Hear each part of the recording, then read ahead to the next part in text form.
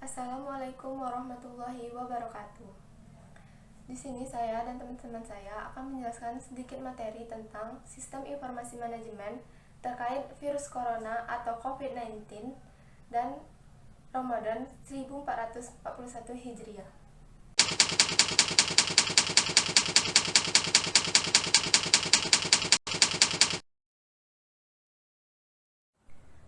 Baiklah, di sini saya akan menjelaskan satu persatu mengenai sistem informasi manajemen. Yang pertama yaitu sistem. Sistem adalah suatu kesatuan yang terdiri atas komponen atau elemen yang dihubungkan bersama untuk memudahkan aliran informasi, materi, atau energi untuk mencapai suatu tujuan. Yang kedua yaitu informasi. Informasi adalah sekumpulan data atau fakta yang telah diproses dan diolah sedemikian rupa sehingga menghasilkan sesuatu yang bisa dipahami dan memberikan manfaat bagi penerimanya. Yang ketiga yaitu manajemen. Manajemen berasal dari kata manage yang artinya mengelola, mengurus, mengendalikan, mengusahakan, dan juga memimpin. Manajemen adalah suatu proses di mana seseorang dapat mengatur segala sesuatu yang dikerjakan oleh individu atau kelompok. Jadi, sistem informasi manajemen adalah sistem perencanaan bagian dari pengendalian internal suatu bisnis yang meliputi pemanfaatan manusia, dokumen, teknologi, dan prosedur oleh akuntansi manajemen untuk memecahkan masalah bisnis seperti biaya produk, layanan, atau strategi suatu bisnis.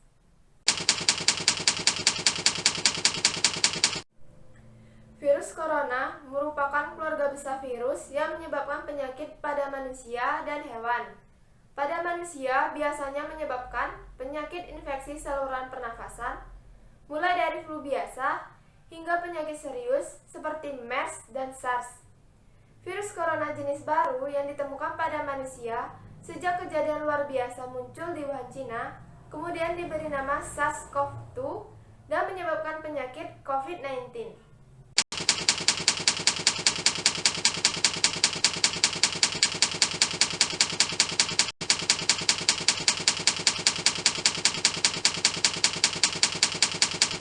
Apa saja gejala COVID-19?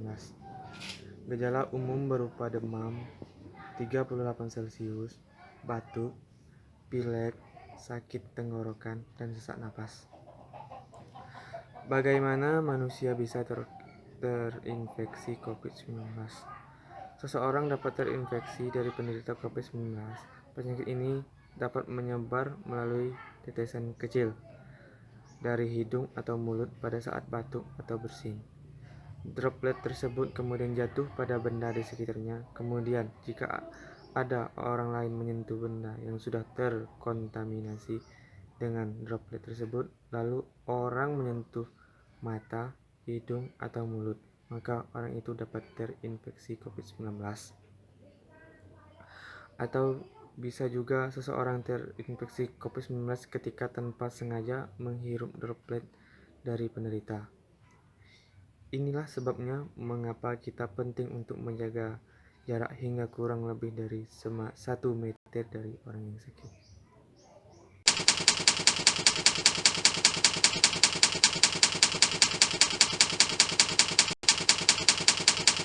Pertama, menjaga kesehatan dan kebugaran agar stamina tubuh tetap prima dan sistem imunitas atau kekebalan tubuh meningkat. Yang kedua, mencuci tangan secara teratur menggunakan air dan sabun atau hidrat berbasis alkohol. Sekitar 98% penyebaran penyakit bersumber dari tangan. Karena itu, menjaga kebersihan tangan adalah hal yang sangat penting. Yang ketiga, ketika batuk atau bersin, tutup hidung dan mulut Anda dengan tisu atau lengan atas bagian dalam seperti ini. Yang keempat, hindari kontak dengan orang lain atau berpergian keluar ke tempat umum. Yang kelima, hindari menyentuh mata, hidung, dan mulut. Jika kita menyentuh mata, hidung, dan mulut dengan tangan yang terkontaminasi, maka virus dapat dengan mudah masuk ke tubuh kita.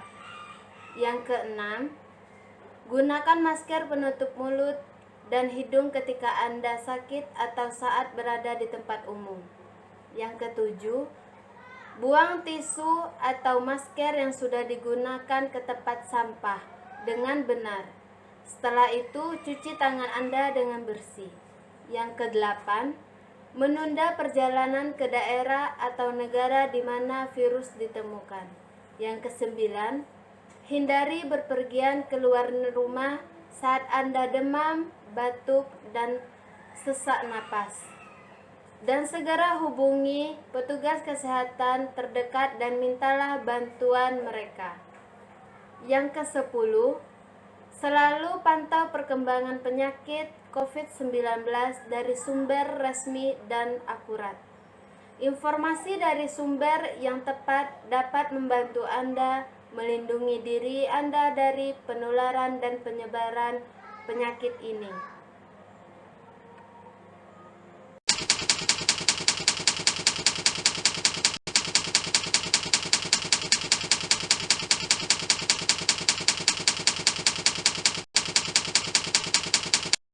Bulan suci Ramadan telah tiba, namun di tengah pandemi virus corona saat ini, tentu saja bulan puasa tahun ini tidak akan sama seperti pada tahun-tahun sebelumnya. Berbagai imbauan dan larangan terkait penularan virus corona tentu saja membuat beberapa momen-momen yang sudah dinanti-nantikan di setiap bulan puasa mungkin saja terpaksa untuk tidak dilakukan. Beberapa cara untuk mengoptimalkan ibadah selama Ramadan saat pandemi virus corona. Yang pertama, perbanyak doa dan zikir. Kedua, ikhlaskan dan serahkan kejadian ini kepada Allah Subhanahu wa Ta'ala. Yang ketiga, perbanyak menelaah dan mengkaji kandungan Al-Quran dan membacanya. Yang keempat, sholat tarawih dan sholat malam berjamaah di rumah. Yang kelima, bergembiralah Ramadan tiba. Yang keenam, semakin produktif dengan mencari hobi lain atau kerja sampingan. Terlepas dari ada dan tidaknya pandemi virus corona saat ini, menjalankan puasa harus benar-benar dari niat ibadah, bukan terpaksa atau ikut-ikutan. Meskipun banyak hal yang disayangkan karena tidak bisa dilakukan pada bulan puasa tahun ini, bukan berarti hal tersebut mengurangi niat ibadah puasa kamu. Jadi tetap laksanakan ibadah puasa dan rangkaian ibadah lainnya selama bulan puasa seperti biasanya, tapi dengan tetap di rumah saja.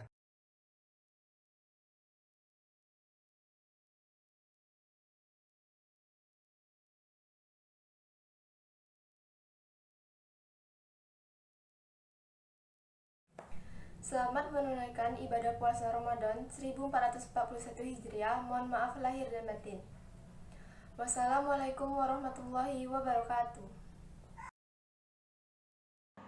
Assalamualaikum warahmatullahi wabarakatuh. Selamat menunaikan ibadah puasa Ramadan 1441 Hijriah. Mohon maaf lahir dan batin. Wassalamualaikum warahmatullahi wabarakatuh.